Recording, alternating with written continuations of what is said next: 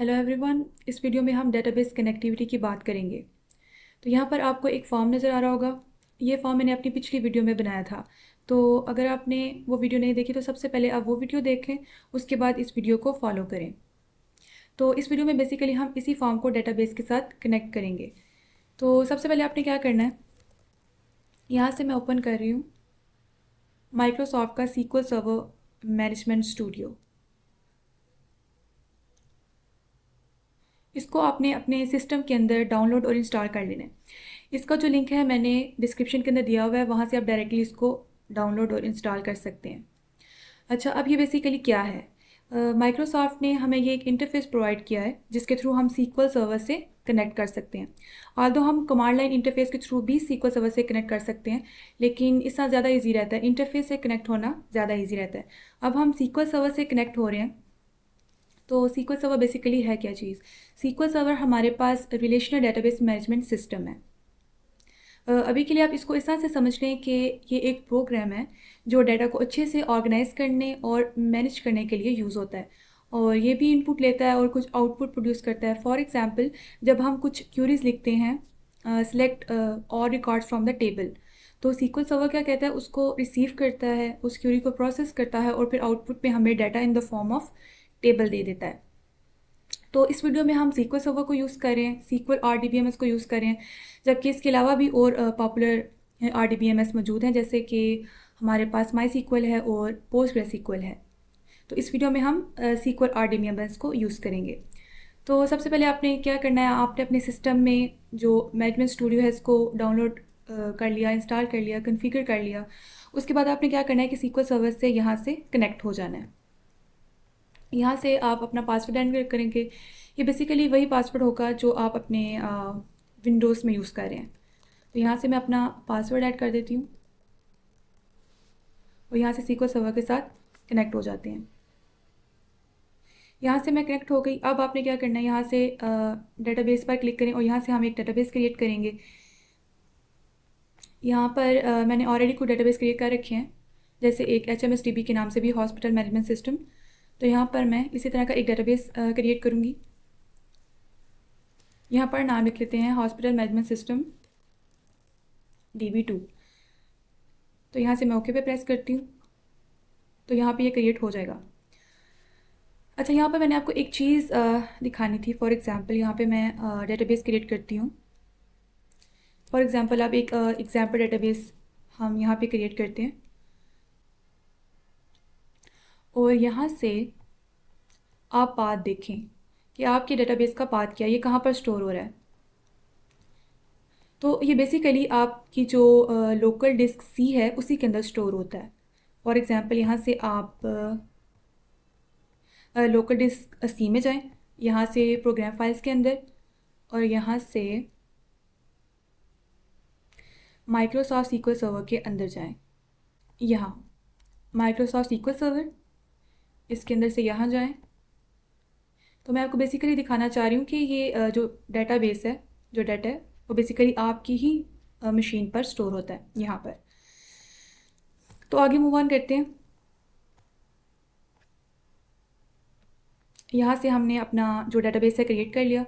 उसके बाद आपने क्या करना है, उस डेटाबेस के अंदर टेबल क्रिएट कर लेना है। ये हमारा डेटाबेस है, इसके अंदर अब हम एक टेबल क्रिएट करेंगे। तो इस पर आप राइट क्लिक करें और यहाँ से एक न्यू टेबल क्रिएट कर लें।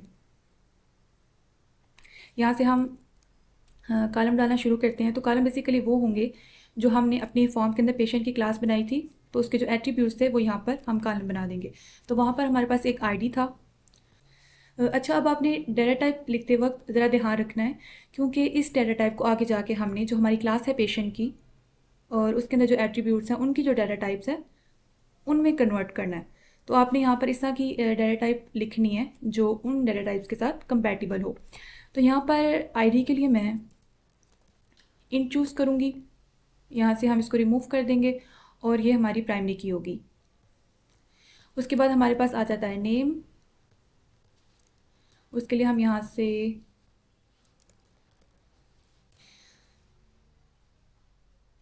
ये सिलेक्ट कर लेंगे, यहाँ से ये हटा देंगे। नेम के बाद हमारे पास है DOB। उसके लिए यहाँ पर हमारे पास एक आती है डाटा टाइप डेट, यूबी के बाद जेंडर। उसके लिए हम यहाँ पर स्मॉल इंट को यूज़ करेंगे क्योंकि इसके अंदर हमने बेसिकली 01 स्टोर करना है मेल और फीमेल के लिए। यहाँ से हम इसको हटा देते हैं।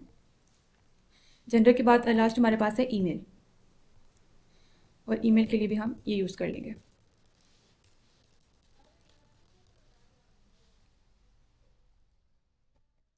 यहाँ से हमने अब कॉलम स्पेसिफाई कर दिया। अब आप इसको यहाँ से कंट्रोल ऐसे सेव करेंगे और यहाँ से टेबल का नाम रख देंगे। टेबल का नाम पेशेंट रख देते हैं और यहाँ से ओके प्रेस करेंगे।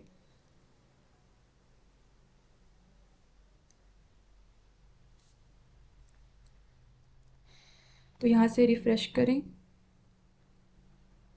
तो यहाँ पर हमारे पास टेबल बन गया। इस पर आप राइट क्लिक करेंगे और यहाँ से हमने क्या करना है, यहाँ से आप एडिट टॉप 200 रोज़ को क्लिक करें। अब यहाँ से कुछ हम डमी वैल्यूज इसके अंदर ऐड कर देते हैं। नेम ऐड कर देते हैं अली, यहाँ पे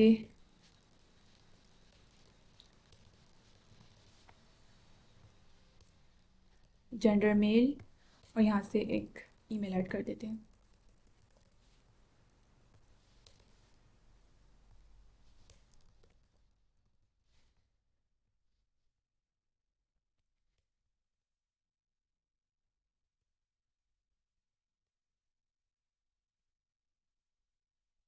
अगेन कोई डेट चूज़ कर लेते हैं, यहाँ पे फीमेल और यहाँ पे भी ईमेल। तो इसके अंदर यहाँ पे हमने डमी डाटा ऐड कर दिया। उसके बाद इस पे आप राइट क्लिक करें और इस पे क्लिक करें।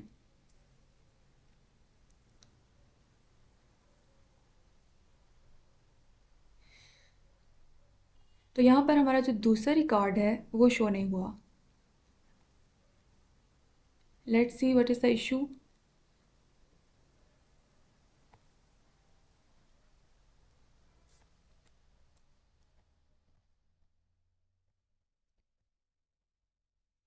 यहाँ पे हमने डीओ भी ऐड किया, जेंडर ऐड किया और ये ऐड कर दिया। दोबारा ट्राई करके देखते हैं। तो ये यहाँ पर शो हो रहा है। अब यहाँ पे हमने डमी डाटा ऐड कर दिया। अब चलते हैं अपनी ऐप के अंदर। ऐप के अंदर आपने क्या करना है, यहाँ से डाटा सोर्स पर क्लिक करेंगे, यहाँ से न्यू डाटाबेस, यहाँ से यही सिलेक्ट रहने दें, नेक्स्ट पे क्लिक करें, नेक्स्ट, और यहाँ से न्यू कनेक्शन पे क्लिक करेंगे। यहाँ से आप अपने सर्वर का नेम देंगे तो वो आपको यहाँ से मिल जाएगा। इसको ही आप कॉपी करेंगे और वहाँ पे पेस्ट कर देंगे।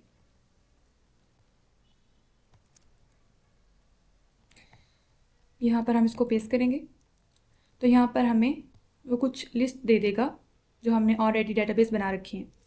तो यहाँ से जो हमारे डेटाबेस का नाम है वो ये है, तो इसको हम सिलेक्ट कर लेंगे। अब यहाँ से आपने क्या करना है, एडवांस में जाना है। अब यहाँ से आपको एक कनेक्शन स्ट्रिंग मिलेगी, इसको आपने कॉपी कर लेना है। कॉपी कर लेना है और इसको अपने पास यहाँ पे रख लेना है क्योंकि आगे जाके हमें इसकी ज़रूरत पड़ेगी। यहाँ से आपने इसे कॉपी कर लिया, यहाँ से ओके प्रेस कर दें, यहाँ से कैंसिल कर दें। तो अब हम शुरू करते हैं अपने फॉर्म को डेटाबेस के साथ कनेक्ट करने का प्रोसेस।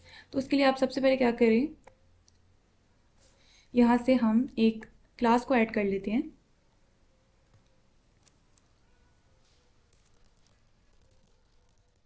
पेशेंट डीबी हेल्पर के नाम से। अब इस क्लास में जितना भी डेटाबेस से रिलेटेड काम है हम वो करेंगे। तो सबसे पहले हमने क्या करना है, हमने अपने फॉर्म के ऊपर कुछ रिकॉर्ड्स दिखाने हैं जो हमने अपने डेटाबेस के अंदर रखे हैं। तो उसके लिए हम क्या करेंगे, यहाँ पर इस क्लास का एक फंक्शन क्रिएट करते हैं, लेकिन सबसे पहले इस क्लास को हम स्टैटिक बना लेते हैं।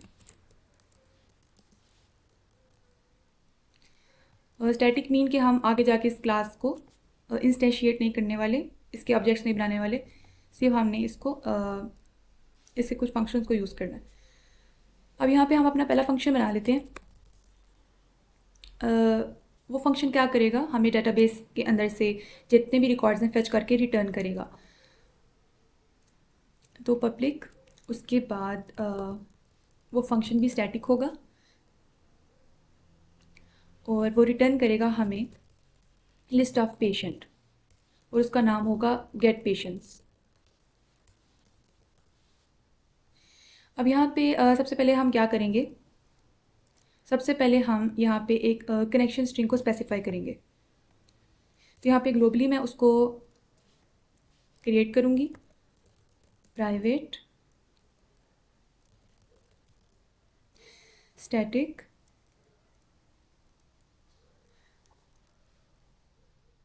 और उसकी टाइप हो जाएगी हमारे पास स्ट्रिंग।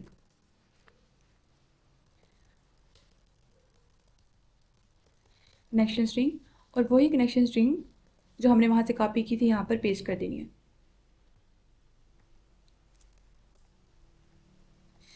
यहाँ पर उसे पेस्ट कर देंगे।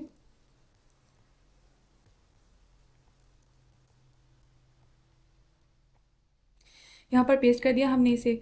अब थोड़ा सा आप इस कनेक्शन स्ट्रिंग को समझें तो इसका जो ये पार्ट है, data source is equal to ये समथिंग और स्लैश के बाद कुछ लिखा हुआ है, तो ये बेसिकली हमारा डाटा का सोर्स है और वो बेसिकली क्या है, हमारा सीक्वल सर्वर। तो यहाँ पर हमारे सर्वर का नाम लिखा हुआ है और उसके बाद ये सीक्वल एक्सप्रेस है, ये बेसिकली उस सीक्वल सर्वर का इंस्टेंस है, राइट। तो जिस भी मशीन पे हम सीक्वल सर्वर को रन करेंगे वो सीक्वल सर्वर का अपना एक इंस्टेंस क्रिएट कर लेगा। उसके बाद हमारे पास ये initial catalog is equal to HMS-DB2, ये हमारे डेटाबेस का नाम है। और उसके बाद integrated security is equal to true, मतलब यहाँ पे हमने पासवर्ड वगैरह लगाया हुआ है। तो कनेक्शन स्ट्रिंग लिखने के बाद आपने इस फंक्शन के अंदर क्या करना है, एक क्लास को यूज़ करना है सीक्वल कनेक्शन के नाम से और उसका एक ऑब्जेक्ट क्रिएट कर लेना है। और इस क्लास को यूज़ करने के लिए आपको यहाँ पर एक नेम स्पेस ऐड करना पड़ेगी, system dot data dot sequel client. आप ये ऐड करेंगे तो आप बहुत सी जो हैं क्लासेस इसकी यूज़ कर सकते हैं। अगर आपको यहाँ पर सीक्वल क्लाइंट आप नहीं यूज़ कर सकती, आपको कोई एरर आता है, तो आपने क्या करना है, आपने यहाँ से इसके ऊपर राइट क्लिक करना है। यहाँ पे है मैनेज न्यूकट पैकेजेस, आप यहाँ पर जाएंगे, यहाँ से ब्राउज़ करेंगे और यहाँ से जो है सीक्वल क्लाइंट, उसको यहाँ से आप इंस्टॉल कर सकते हैं इजीली। अच्छा, तो सबसे पहले हमने सीक्वल कनेक्शन का एक ऑब्जेक्ट क्रिएट कर लेना है, न्यू सीक्वल कनेक्शन। उसके बाद आपने क्या करना है, सीक्वल कनेक्शन डॉट, इसका यहाँ पे एक प्रॉपर्टी है कनेक्शन स्ट्रिंग की, इसके अंदर आपने वो वाली स्ट्रिंग रख देनी है जो हमने यहाँ पे क्रिएट की है। अब आप यहाँ सोच रहे होंगे कि हमने इस कनेक्शन स्ट्रिंग को स्टैटिक क्यों बनाया, तो याद रखें कि एक फंक्शन के अंदर हम जितने भी वो वेरिएबल्स हैं वो स्टैटिक यूज़ कर सकते हैं। अगर हम यहाँ पे स्टैटिक नहीं लिखेंगे तो हमें यहाँ पे एरर आएगा, क्योंकि अगर हमारे पास जो फंक्शन है वो स्टैटिक है तो वो उसके अंदर जितने भी वेरिएबल्स होंगे वो भी स्टैटिक होंगे, तो इसलिए हम यहाँ पर स्टैटिक लिखेंगे। और फंक्शन के साथ हमने स्टैटिक क्यों लिखा है, क्योंकि उसकी जो क्लास है वो स्टैटिक है। अच्छा, यहाँ पर हमने उसकी कनेक्शन स्ट्रिंग के अंदर कनेक्शन स्ट्रिंग रख दी। उसके बाद हमने क्या करना है, कनेक्शन को ओपन करना है, सीक्वल कनेक्शन डॉट ओपन, और यहाँ से चेक कर लेना है कि जो हमारा कनेक्शन है वो सक्सेसफुली ओपन हो गया। तो यहाँ पर हम लिखेंगे if SQL connection dot state compare to system dot data dot ये system dot data dot connection state dot open, इसके साथ कंपेयर करवा लेना है।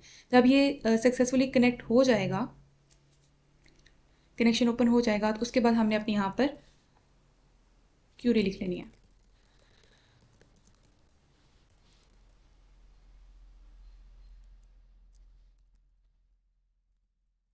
तो यहाँ पर हम अपनी क्यूरी लिख लेंगे, select all records from the patient. जब आपने अपनी क्यूरी लिख ली तो उसके बाद यहाँ पर एक और क्लास को हम यूज़ करेंगे सीक्वल कमांड के नाम से, तो उसका भी हम यहाँ पर एक इंस्टेंस क्रिएट कर लेंगे। अब सीक्वल कमांड को हमने दो चीज़ें दी, एक हमने क्यूरी दी और एक हमने सीक्वल कनेक्शन दिया। तो यहाँ पर हमने क्रिएट किया था।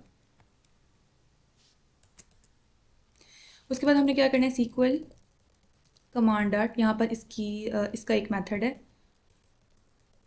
Execute reader. ये बेसिकली हम तब यूज़ करते हैं जब हमने डेटाबेस से रिकॉर्ड्स को फेच करना हो।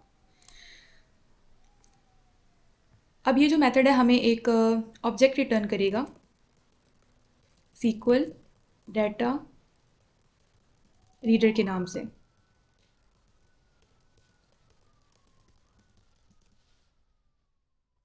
तो हमने उसको इसके अंदर स्टोर करा लेना है। उसके बाद हमने चेक करना है if SQL data reader not compared to null and SQL data reader has rows। हमने उसकी इस प्रॉपर्टी को चेक कर लेना है। उसके बाद हम इफ़ कंडीशन के अंदर आएंगे और यहाँ पर हम एक लूप लगाएंगे। ये मुझे ऑटो कंप्लीट करके देखें दे रहा है SQL data reader dot read. तो इसमें क्या होगा, हर आइट्रेशन में हमारे पास वो टेबल का एक रिकॉर्ड आ जाएगा। अब सपोज करें हमारे पास पहला रिकॉर्ड आ गया, तो हम उस रिकॉर्ड को यूज़ करके जो है एक पेशेंट का ऑब्जेक्ट बना लेंगे। तो यहाँ पे हमने पेशेंट क्लास को यूज़ करके पेशेंट का एक ऑब्जेक्ट बना लिया। अब हमने क्या करना है, patient dot I D is equal to उसी SQL डाटा रीडर को यूज़ करना है, SQL data reader dot get int32 0, ऐसे आपने लिख देना है। अब इसका क्या मतलब है, इस चीज़ का मतलब है कि फर्स्ट रो का जो ज़ीरोथ कॉलम है उसकी वैल्यू हम गेट कर रहे हैं और इसकी वैल्यू को गेट करके हम जो हमारे पास क्लास है पेशेंट की उसकी आईडी के अंदर उसको स्टोर कर रहे हैं। इसी तरह हमने जो पेशेंट की बाकी वैल्यूज़ हैं, जो बाकी एट्रीब्यूट्स हैं, उनको भी सेट करते जाना है। हमारे पास यहाँ पे नेम आ जाएगा, DOB आ जाएगी, उसके बाद जेंडर है और उसके बाद ईमेल है। तो यहाँ से अब हम नेम प्रॉपर्टी को सेट कर लेते हैं। उसके लिए हम यहाँ पे जो मेथड यूज़ करेंगे वो होगा गेट स्ट्रिंग, और यहाँ पे हमारे पास फर्स्ट कॉलम आ जाएगा। उसके बाद हमारे पास आ जाएगा डेट ऑफ बर्थ। उसके लिए हम यहाँ पर मेथड यूज़ करेंगे डेट टाइम, और यहाँ पे कॉलम आ जाएगा 2।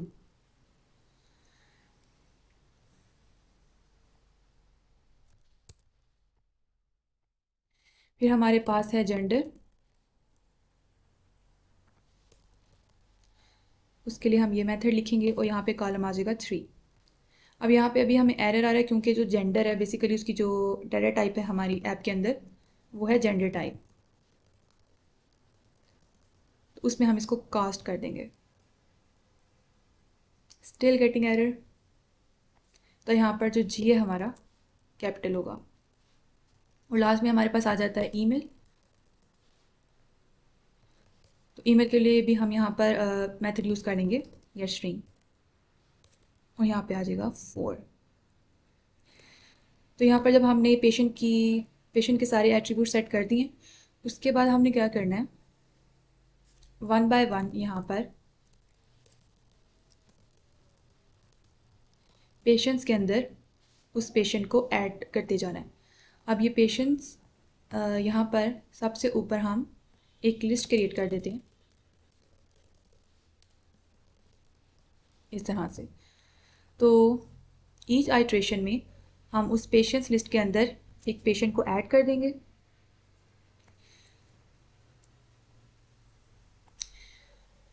तो अब यहाँ लास्ट पर यहाँ पर हमने क्या करना है, हमने SQL कनेक्शन को क्लोज कर देना है। यहाँ से SQL कनेक्शन को क्लोज करेंगे और यहाँ से हम पेशेंट्स को रिटर्न कर देंगे। अब यहाँ पे जो हमारा फंक्शन है गेट पेशेंट्स का वो कंप्लीट हो गया है। अब इसको हमने अपने फॉर्म 1.cs के अंदर यूज़ कर लेना है। तो उसको कहाँ पर यूज़ करेंगे, यहाँ पर देखें हम अपने कंस्ट्रक्टर फंक्शन के अंदर, फॉर्म का जो हमारा कंस्ट्रक्टर फंक्शन था उसके अंदर हम क्या कर रहे थे, पहले एक पेशेंट्स की लिस्ट के अंदर कुछ डमी रिकॉर्ड्स ऐड कर रहे थे। अब उसकी हमें ज़रूरत नहीं है। ये हमारे पास यहाँ पर पेशेंट्स की लिस्ट है। हमने क्या करना है, यहाँ पर पेशेंट्स के अंदर उस पेशेंट डीबी हेल्पर के गेट पेशेंट्स वाले मेथड को कॉल कर लेना इस तरह से। तो पेशेंट्स के अंदर हमारे पास सारे रिकॉर्ड्स आ जाएंगे।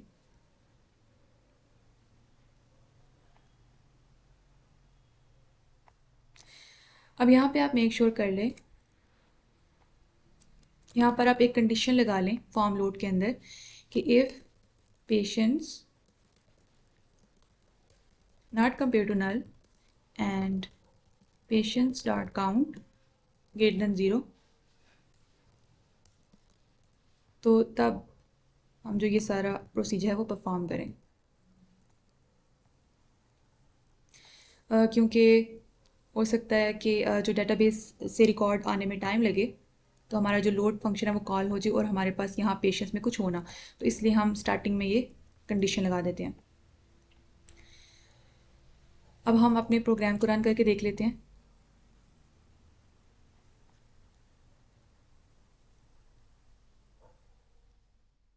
तो ये देखें, ये 2 रिकॉर्ड जो हमने डेटाबेस के अंदर बनाए थे वो यहाँ पर शो हो रहे हैं। तो हमारा जो फंक्शन है वो सक्सेसफुली रन हो रहा है और डेटाबेस से रिकॉर्ड जो हैं आ रहे हैं। तो इस वीडियो में हमने रिकॉर्ड्स को फेच किया डेटाबेस से एग्जीक्यूट रीडर मेथड को यूज़ करके। अब नेक्स्ट वीडियो में हम देखेंगे कि किस तरह से हम अपने फॉर्म से रिकॉर्ड को इंसर्ट कर सकते हैं डेटाबेस के अंदर।